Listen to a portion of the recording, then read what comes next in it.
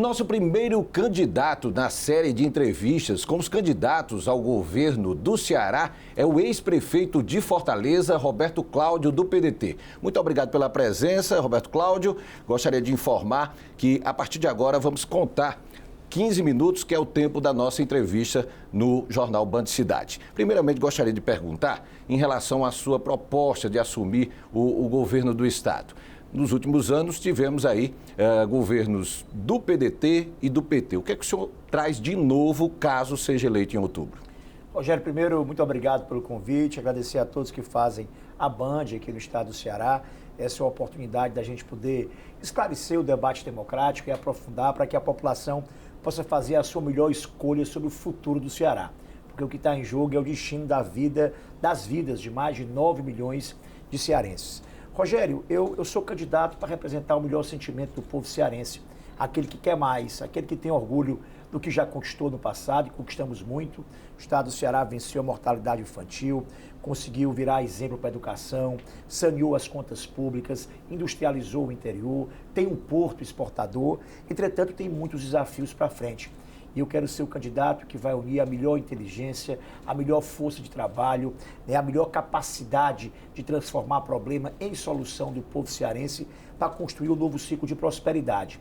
Um ciclo de gente nova, de ideia nova e de política nova, que olhe para trás com orgulho do que a gente fez. Seja capaz, inclusive, de manter, ampliar e fortalecer aquilo que é bom, mas que também tenha a capacidade, com muita liberdade, interpretar as aflições, as angústias do povo e consertar aquilo que precisa ser consertado. O povo cearense é testemunha de que ainda é muita fila de exame, consulta, cirurgia, ainda é o medo da insegurança, ainda é o fantasma do desemprego que bate à porta do povo e tem causado inquietação a muita gente, a própria carestia, né? Tem muita gente no interior que está nos ouvindo que sabe que a quantidade e a qualidade da comida mudou.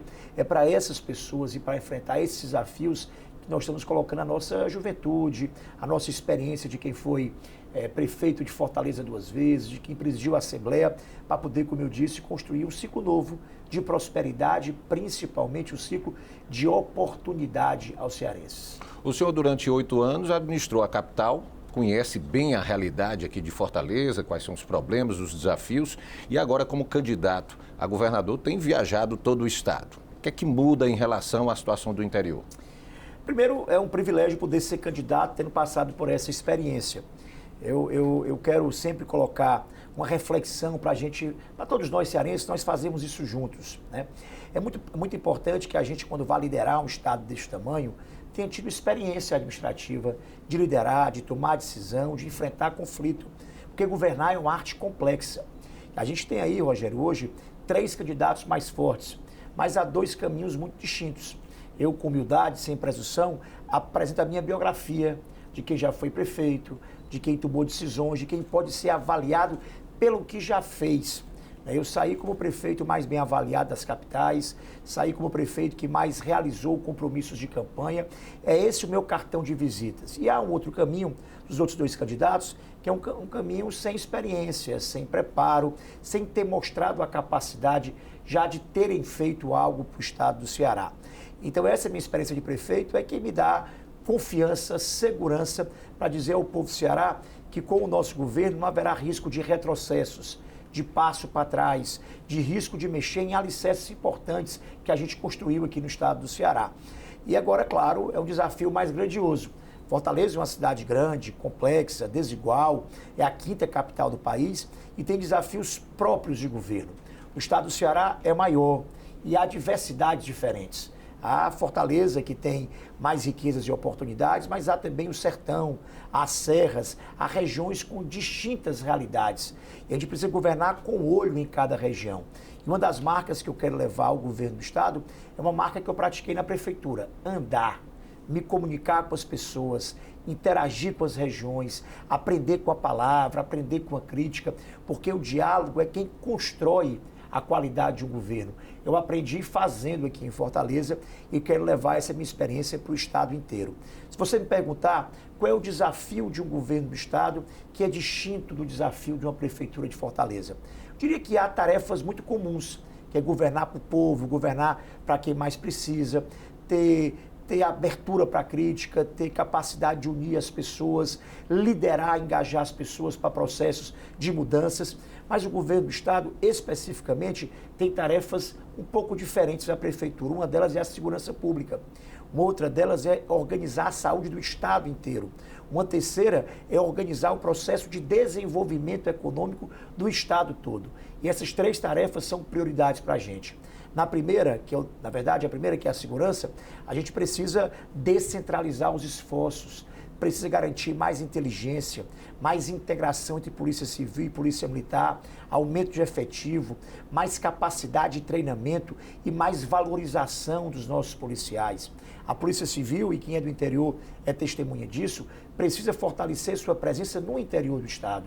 A gente precisa interiorizar a nossa capacidade de investigar o crime organizado e agindo de forma integrada, fortalecendo recursos e fazendo o feijão com arroz, como eu digo, que é dando atenção todo dia, toda hora, e não como um esforço de marketing, como um esforço de conquista da opinião pública ali no começo de governo. As coisas podem mudar para melhor. Eu me recordo, quando eu entrei na prefeitura, Rogério, você é testemunha disso, muita gente achava impossível melhorar o trânsito e o transporte público, porque parecia um desafio hercúleo, grandioso, difícil demais. E foi fazendo a tarefa do feijão com arroz todo santo dia, incorporando inovação, tecnologia nova, trazendo cabeça nova e governando com boa gestão e com qualidade, que a gente foi mudando aos poucos essa realidade. E eu tenho confiança que é possível trazer mais segurança e conforto à nossa população. Na segunda, a saúde, eu quero oferecer a minha experiência. Eu sou médico, me treinei em saúde pública, fui um prefeito que ampliou todas as dimensões de assistência à saúde em Fortaleza e eu quero regionalizar a atenção à saúde, principalmente olhando para o interior, levando hospitais do câncer, são 5 prometidos, levando mais médicos, a população também testemunha disso, a gente ainda carece da falta de médico no posto de saúde, principalmente em áreas mais pobres, mais vulneráveis, dotar os nossos hospitais regionais de mais capacidade. A gente, além de coisa nova, tem que botar para funcionar direito o que já tem, integrando melhor, gastando melhor recurso, equipando melhor o que já tem, contratando e qualificando e pagando melhor servidor, mas principalmente colocando para funcionar integralmente os hospitais regionais. E o terceiro desafio, que é o ciclo de progresso. Ciclo de progresso, de crescimento, tem que ser sinônimo de emprego, de oportunidade. Quem é pai e mãe de família e sofre hoje com angústia de não ter a segurança do emprego, da comida no prato, sabe o que eu estou falando. Isso envolve um plano, e não quero aqui, o tempo é limitado, mas um plano em múltiplas dimensões. Retomar a obra pública, a construção civil emprega muito, fazer obra de saneamento, de moradia, fortalecer e dar mais produtividade à nossa agricultura. Isso envolve qualificar o produtor rural, incorporar tecnologia, maquinário, semente boa, industrializar o interior, como o Tássio e o Ciro fizeram no passado, como o Cid também fez, com ousadia, levar a fábrica, esse emprego da fábrica, Rogério, ele paga bem, dá direito e faz o dinheiro circular no comércio.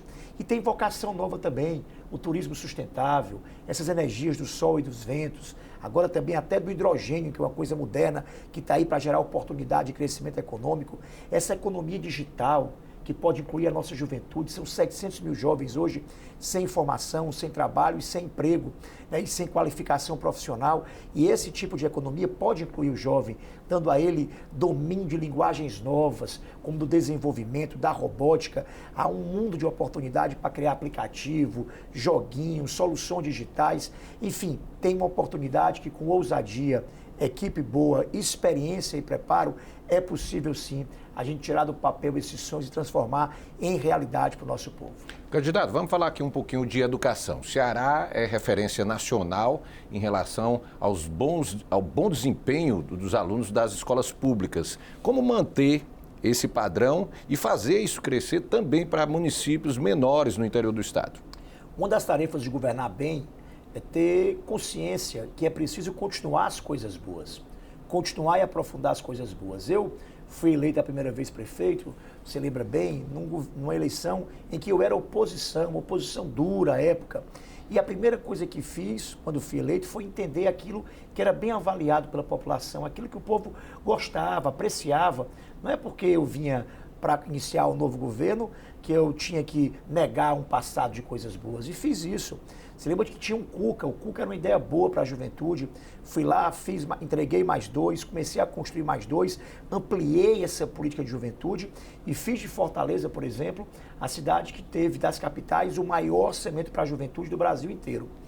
E a educação é isso. A educação tem um ciclo de prosperidade na educação, que foi criado, na verdade, um pacto entre bons governos, bons governantes que tinham essa inspiração e essa boa ideologia de entender que o futuro do progresso se faz para a educação, com um pacto que foi feito com prefeitos, com gestores educacionais e professores. Isso nos rendeu esse status, de ser hoje o estado com o maior número de escolas bem avaliadas. Entretanto, não é porque está bom que tem que ficar tudo do mesmo jeito, tem que manter. E a gente não pode correr risco de retrocesso. Mas é preciso um passo a mais. E que passo é esse? Eu quero ampliar a educação em tempo integral, aquela do dia inteiro, que oferta alimentação, que dá mais horas de ensino, que dá mais horas de aprendizagem e que cumpre um papel duplo, que é de educar mais e proteger a nossa criançada e juventude dos riscos das ruas. Quero apoiar também os municípios que são responsáveis pela educação do primeiro ciclo, a educação infantil. A gente vai apoiar financiando a construção de mais creches em tempo integral, daquelas que têm 5 refeições ao dia, que têm um bom currículo, que têm professores preparados para dar atenção a essa primeira infância. Quero também ter a oportunidade de poder ampliar o tempo integral no ensino fundamental, numa faixa de idade em que o risco das ruas é ainda mais severo, que é de 9 aos 14 anos de idade.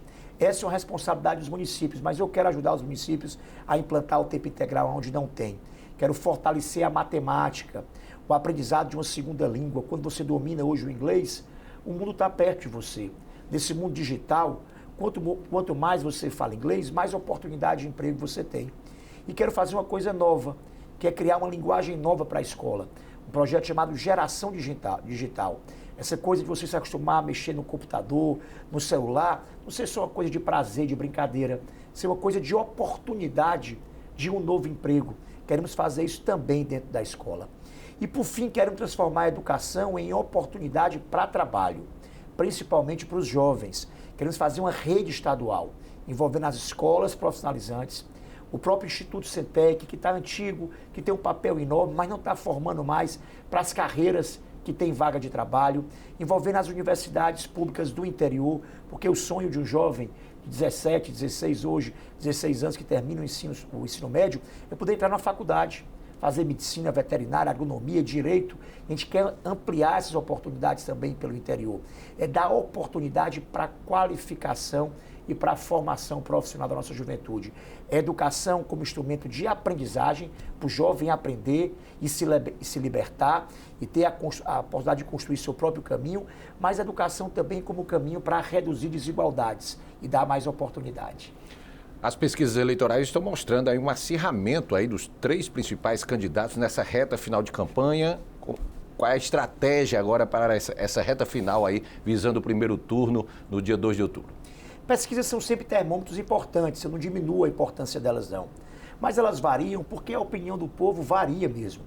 E cada vez mais essa decisão fica para o final, para a última semana. É só você ver os resultados de todas as eleições municipais, estaduais e nacionais de um passado recente do Brasil. O papel das redes sociais, o papel mais crítico, graças a Deus, da democracia, tem levado os cidadãos a tomar suas decisões mais perto do pleito.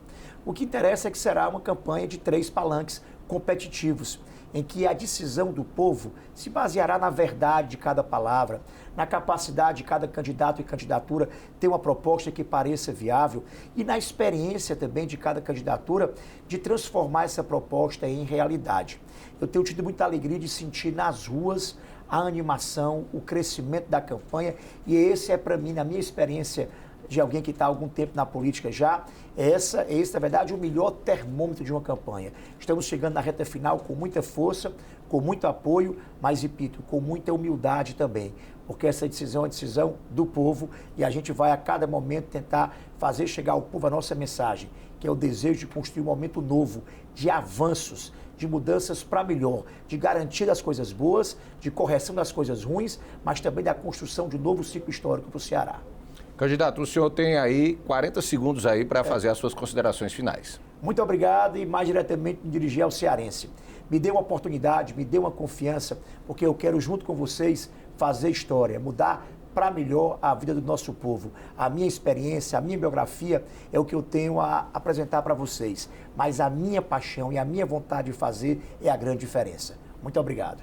Muito obrigado pela presença, o candidato Roberto Cláudio, que é candidato ao governo do estado pelo PDT, participando aqui da série de entrevistas do jornal Band Cidade. A gente agradece também ao restaurante Maiu, que é do Senac referência aqui, que abriu as portas para que a gente converse aqui com os candidatos ao governo do Ceará. Eleições 2022, olho no voto, olho na Band.